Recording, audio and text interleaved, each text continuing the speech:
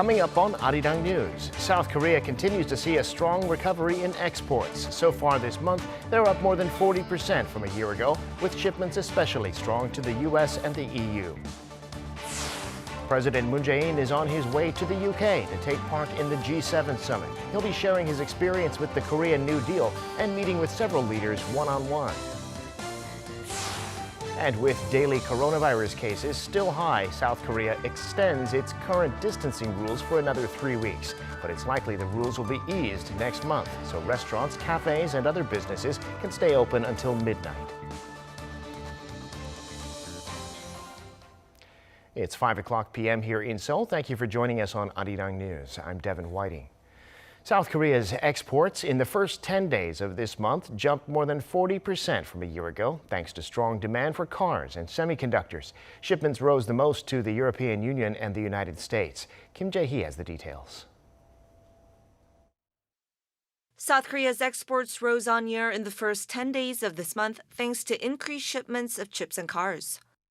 According to preliminary data from the Korea Customs Service on Friday, exports from June 1st to June 10th this year soared 40.9% compared to the same period last year to $17.3 billion. Taking into account more working days at the start of this month, daily average exports were up by 32.6%. The growth was largely due to increased demand for semiconductors, cars, and petroleum products, as well as a rebound from last year's low numbers. Outbound shipments of semiconductors, the country's key export item, jumped by more than 37%, and automobiles alone gained nearly 137%. Overseas sales of petroleum products rose by over 70% on year, and exports of wireless communications devices saw a near 19% increase. By country, exports to China, South Korea's largest trading partner, grew some 14% on year, and exports to the US surged around 63%. Shipments to the European Union were up 85%, and those to Vietnam and Japan also went up. One expert notes recent export figures clearly reflect a recovery in the global economy. There's an increasing demand overseas as the global economy recovers from the impact of the COVID-19 pandemic. Exports in the second half of the year will keep increasing as the global economy continues a modest uptrend. But I believe the growth of exports may slow down slightly. Meanwhile, imports climbed 31% on year in the first 10 days of June to roughly $17.9 billion, resulting in a trade deficit of about $612 million over the 10-day period. Kim Jae-hee, Arirang News. And the South Korean economy continues to see signs of recovery, with consumer spending and exports bouncing back last month as well. According to the Finance Ministry, credit card spending in May jumped 6.8% on year, rising for the fourth month in a row. There was also a continued recovery in facility investment, employment, and exports. Exports in particular surged more than 45% compared to their lows in the early months of the pandemic. The ministry attributed that to the improving global economic situation amid the vaccination drive. The report did, however, note that uncertainties remain high, especially when it comes to inflation. And at the Bank of Korea, Governor Lee Ju-yeol is signaling a rate hike to come at some point, saying the BOK is going to make an orderly exit from its monetary easing policy as the economy recovers. He said Friday that they're preparing to shift away from a pandemic-led policy. But he said any changes are contingent on a solid recovery. It'll also depend on the COVID-19 situation. The BOK last month sharply raised its growth outlook for this year to 4%, but left the key rate unchanged at a record low of 0.5%. Another inflation surprise in the United States. Consumer prices last month rose by the most since the financial crisis 13 years ago. Economists had forecast a rise of 4.7%, but it came in at 5%. Experts say there are many reasons for that, including a low inflation number a year earlier, but also supply chain issues, stimulus money, and pent-up demand. Lee Sung-jae reports. The latest consumer price index released by the U.S. Labor Department on Thursday showed a 5% increase in May from a year prior, marking the fastest annual uptick since May 2008. The figure is higher than the increase of 4.7% that economists had expected. The price index rose 0.6% from April to May, compared with forecasts for a 0.5 gain. At the same time, an index excluding volatile food and energy costs rose 3.8% on year, the fastest pace since June 1992. Experts say prices are rising across a range of goods and services, from airfares to used cars, due to data quirks, supply bottlenecks, and strong consumer demand. However, they expect it's likely to slow down over time as the U.S. economy gets past the reopening bounce after a year of lockdown and supply catches up to demand. Getting a boost from the base effect, figures from last year were largely depressed by shutdowns, making current figures look large by comparison. Other than the base effect, the recent rise may be due to some households having extra cash to spend after multiple stimulus checks and months in lockdown, prompting a rise in demand. Other economists warn that inflation will damage people's purchasing power if wages don't keep up. While a short-term rise would unlikely cause lasting damage, lingering inflation could force the Federal Reserve to cut its support for the economy, potentially causing a fresh recession. They added the Fed is likely to start tapering discussion as a way of safeguarding inflation expectations against higher price readings. 이승재, Arirang News. Time now for an in-depth look at the market news this afternoon, and for that I'm joined on the line by Mr. Daniel Yu, Global Strategist at Yuanta Securities. Mr. Yu, good afternoon. Thank you for coming on today. Good afternoon. Well, let's start with the markets. An inflation number from the U.S. that exceeded expectations at 5% for May. Despite that, the S&P rose to a new high, even higher during the session, actually. What's the story in the global markets? Yes, annual inflation rate in U.S. accelerated to 5% year-on-year in May, rising from 4.2% in April, and it was well above market expectation of 4.7%. Clearly, it is the highest reading since the August of 2008 due to probably quite significant base effect from last year when the COVID pandemic hit the economy hard. And pretty much right now, consumer demand is rising as the economy reopens, and obviously that affects the inflation number. However, the equity market of U.S. did quite reasonably well, particularly for NASDAQ. It was up by 0.78% and rising above 14,000 territories. And also S&P 500 ended up rising by 0.47%. Clearly, this is because even though there are quite significant inflation pressures, we saw the U.S. 10-year rate, government bond rate, declining to 3-month low of 1.444%. And this is because continued liquidity existing, and also Fed is not likely to raise interest rate or doing any type of tapering anytime soon, because we need to watch the inflation number for the next few more months before we start to assume that the inflation is here to stay. Clearly, because the economy has started to recover and result of a pent-up demand, but if you look at the labor side, overall unemployment ratios as well as the labor cost increase is not supporting a very long-term high level of inflationary pressure. So this is the reason why we saw U.S. market continue to show record high level, and we do expect that kind of trend to continue as the earnings growth rate of S&P 500 and NASDAQ looks very positive. Well, Korean stocks today higher as well. The Kospi now above 3240. The Kosdaq back at 990. Investors here too seem to think that even the 5% inflation number won't be enough to get the Fed to raise rates. Tell us about the local market. Yes, if you look at the Kospi's record high level, it was 3,266, which was hit in the January of this year, and it has been 5 months since then, and it is now very close to that record high level. However, it has not broken above that yet because there's still continued concern about the possible U.S. tapering issues resulting into Bank of Korea might be doing some rate hike sometime within this year. However, as the options and future date has passed as yesterday, we think that the fundamental is much more important factor. And if we look at the fundamentals of Korea, we are seeing record high level of export growth rate, record high level of economic recovery, and still very strong M2 growth rate of liquidity.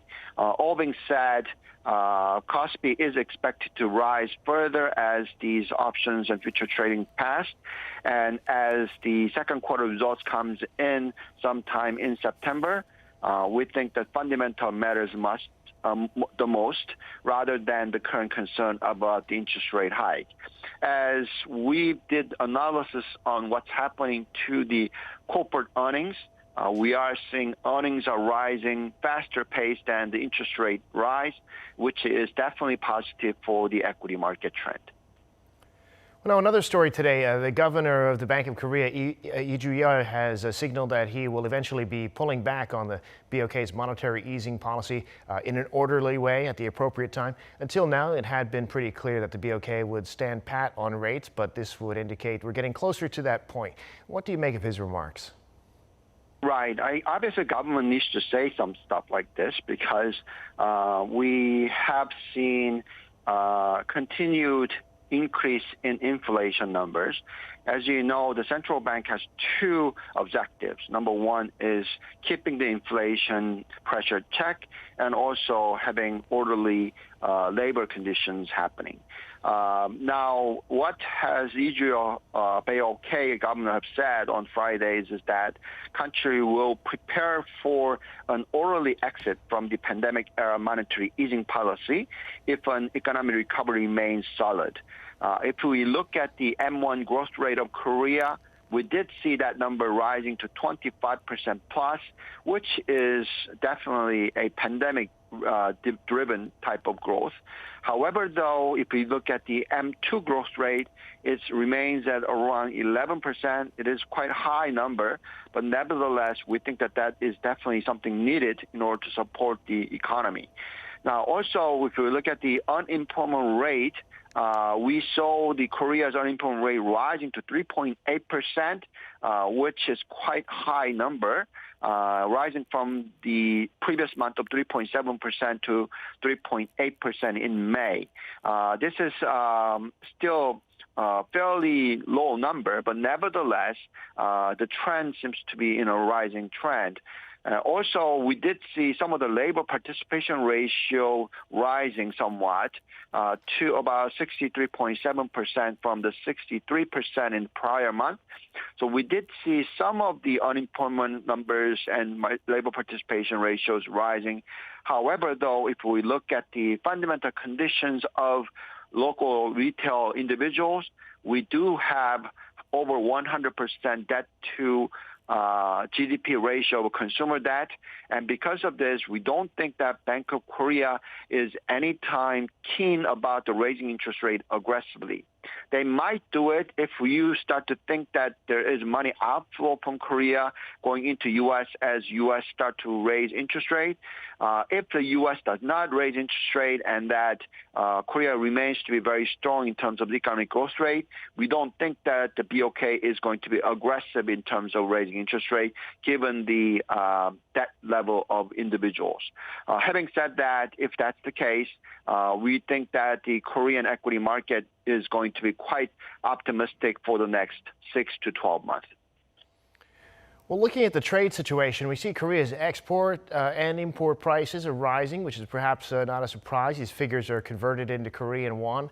But from a year earlier, exports in May were up. Export prices were up more than 12%, imports almost 14%. What's happening there? Yes, it seems that the South Korea's export price rose for the 6th straight month in May amid a recovery in export. According to data from the Bank of Korea on Friday, the country's export price index in terms of local currency gained 1.5% on month in May. From a year earlier, the index jumped to 12.2% 3%, making the largest one-year gain since the March of 2009. Meanwhile, the country's import price index rose 2.6% on month in May. From a year earlier, the index soared about 13.8%. The rise is attributed to the price increases of import products converted to local currency due to the rising prices of oil and the low materials. All having said that, we think that Korea's trade condition remains to be very positive, given the fact that global economy is on the right track and it is recovering.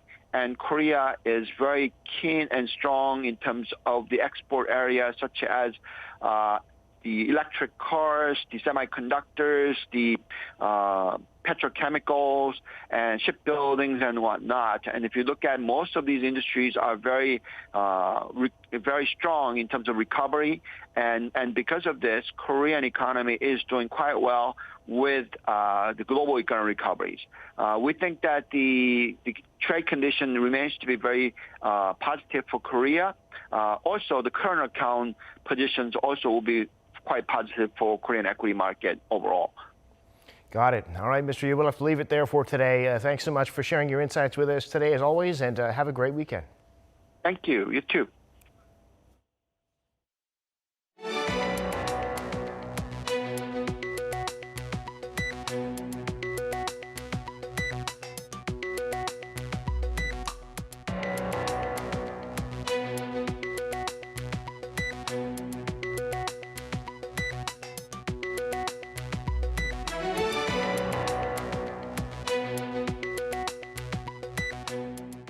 The city of Seoul is hosting a trade show on the future of urban transportation and logistics. It's the Smart Mobility Expo, and it features innovative technologies like flying taxis and robots that can make warehouses more efficient.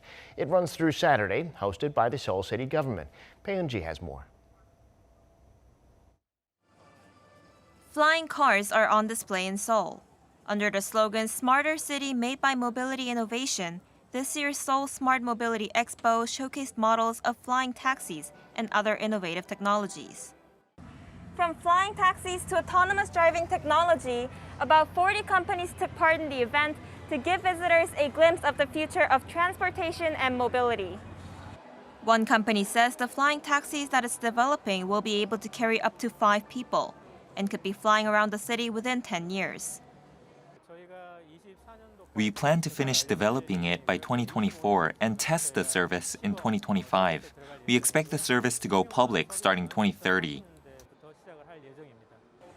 The company manager added that not only will it become a new form of public transport, but it can also be used for military purposes and cargo delivery.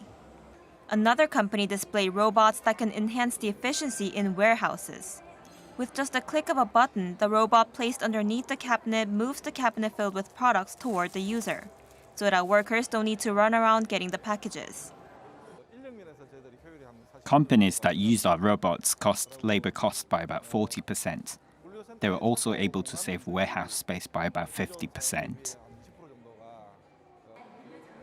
The company says about 3 firms are currently using this robotic system in their logistics chain, and they're planning to have 5 more companies use it by the end of this year.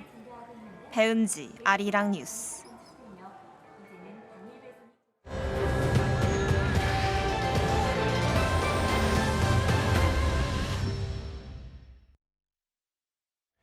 President Moon Jae-in left for Britain this morning to take part in this year's G7 meeting at the invitation of UK Prime Minister Boris Johnson. There he'll take part in 3 expanded sessions, as well as holding bilateral summits with some of the other global leaders. His trip after the G7 will also include state visits to Austria and Spain. Our senior Blue House correspondent Kim Min-ji has a preview. President Moon Jae-in on Friday departed for the UK to attend the G7 summit. It's part of a week-long Europe trip that will also take him to Austria and Spain. Moon was invited to the G7 meeting in Cornwall as a guest by UK Prime Minister Boris Johnson, the host of this year's meeting. It's Moon's second G7 invitation, but first time to attend, as last year's meeting was cancelled due to the pandemic. Moon's official itinerary will start Saturday local time, with an expanded session on healthcare and a string of bilateral meetings. Those include sit-downs with his counterparts from the UK, Australia, and the European Union. As for a possible trilateral summit between South Korea, the US, and Japan, Seoul's top office says no consultations have been held, although it didn't rule out the possibility of unofficial talks on site. On Sunday, Moon will attend 2 more expanded sessions related to the economy and climate change, where he is expected to share South Korea's experience with its digital and Green New Deal initiatives. In the evening, he will head to Austria for a state visit. Moon will become the first Korean leader to make a formal visit, coming ahead of the 140th anniversary next year of the two countries establishing diplomatic ties. Moon will have a summit meeting with Austrian President Alexander Van der Bellen and Chancellor Sebastian Kurz to discuss ways to boost cultural and educational exchanges, step up cooperation on climate issues, and to prepare for a green recovery from the pandemic. He is also expected to meet with parliamentary leaders during his stay. The last leg of his trip will take him to Spain for a state visit. The two sides marked 70 years of diplomatic ties last year. He will have talks with Spanish King Felipe VI and Prime Minister Pedro Sanchez. Discussions will likely center on how they can work together to overcome COVID-19, foster a stable trade environment, and develop eco-friendly industries. Moon is also scheduled to take part in business-related events. The top office said Moon's invite to the G7 reflects South Korea's increased global status, and that the trip to Europe marks a resumption of face-to-face summit diplomacy, which had been halted amid the pandemic. The president will return to Seoul next Friday. Kim Min-ji, Arirang News. The United States and Taiwan are moving to restart trade talks in the coming weeks, a dialogue that was suspended under the Trump administration. U.S. Trade Representative Catherine Tai met virtually with her Taiwanese counterpart, John Dung, and according to Tai's office, they emphasized the importance of bilateral trade. If talks resume, they would center on the Trade and Investment Framework Agreement, which was signed in 1994 but still has not progressed to the stage of an FTA. Taiwan has been keen to secure an FTA as tensions rise with China. In Myanmar, since the coup in February, the police and military have reportedly tortured at least 21 civilians to death.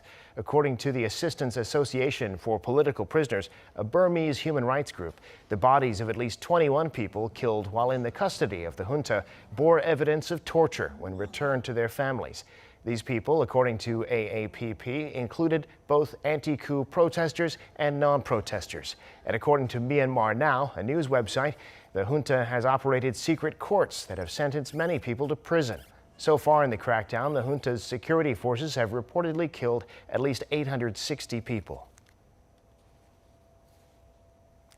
The South Korean authorities have decided to extend the current distancing rules for another 3 weeks. They'll likely be eased soon as the vaccination campaign continues, but for now, daily case numbers are still too high. Next month, businesses like cafes, restaurants, and bars should be able to stay open until midnight. Jang Tae-hyun has the details. South Korean health authorities on Friday announced that they're extending the current distancing measures, including the ban on gatherings of 5 or more people, which were due to end this week. It will be extended for 3 more weeks until July 4th. Although more people will be allowed to attend sports events and low-risk cultural activities like performances in stages. In the meantime, all small businesses in the capital region, including restaurants, cafes, singing rooms, and nightlife venues, will be allowed to operate until midnight starting from July. For other types of small establishments, restrictions will be completely lifted. This comes as the country's new 4th-tier social distancing scheme takes effect next month. Health authorities announced Thursday that although the pandemic is dragging on, they're trying to ease measures.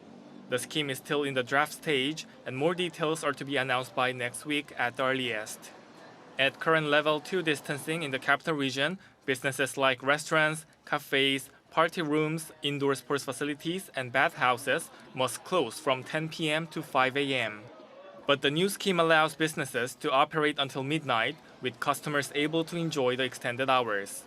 Authorities didn't mention any changes on restrictions for private gatherings, but hinted that the current capacity of up to 4 people could be changed to a maximum of 8. Outside the capital region, where a distancing level of 1.5 is currently being applied, all facilities except door-to-door sales are in operation without time restrictions. Jang Tae-hyun, Arirang News. The main buildings at South Korea's National Assembly have been closed for 2 days due to a cluster of COVID-19 infections there. So far, 4 people have been confirmed infected, including a lawmaker and 3 aides with the ruling Democratic Party. This is the 3rd time parliament's had to close. The last 2 times were in February and August. The buildings will be disinfected and virtually all parliamentary business is on hold. Nationwide today, South Korea had 556 new cases in total, which is a decline from the day before. And that brings us to the end of this newscast. Thank you for watching. More live news coming your way at 7 p.m. Korea time.